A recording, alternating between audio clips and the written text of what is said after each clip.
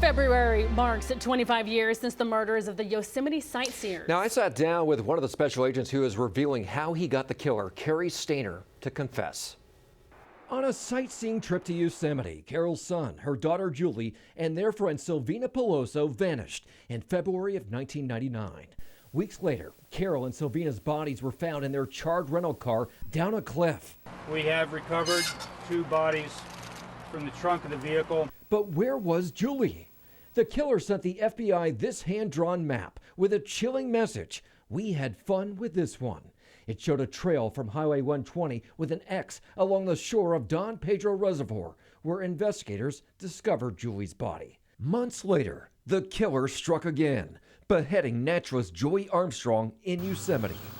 I'm going to be totally honest and not hold anything back. Then FBI Special Agent Jeffrey Rinek was sent to talk with a potential witness in the cases, Cary Stayner, a handyman at the Cedar Lodge, the motel where the sightseers stayed.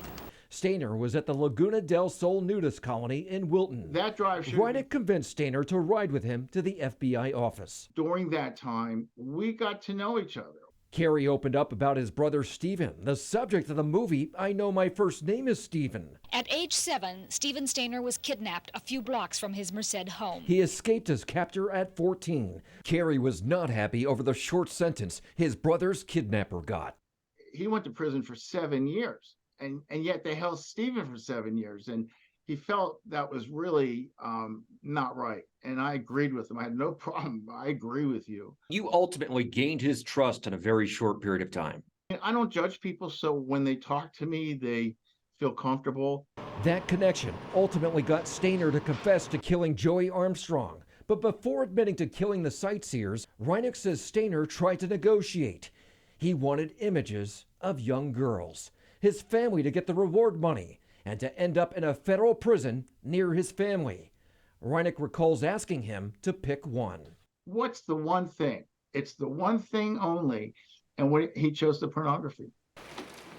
Stayner did not get any of his requests, but ended up confessing to killing the sightseers, saying he planned the attacks for more than a year and explained why he drew that map to investigators. It was bothering him that Julie's body was laying out there in the elements and not being found. Stayner was convicted and sentenced to death. What's valuable to me is the helping the families and trying to give pleasure to the families.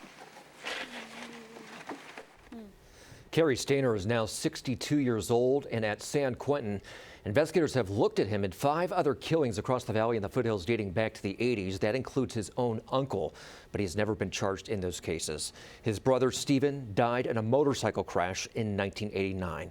Now, Rinek has also written a book. It's called In the Name of the Children, an FBI agent's relentless pursuit of the nation's worst predators. And you're going to hear more from him in tonight's episode of FBI True Horror in Yosemite. You're actually going to hear Stayner's confession.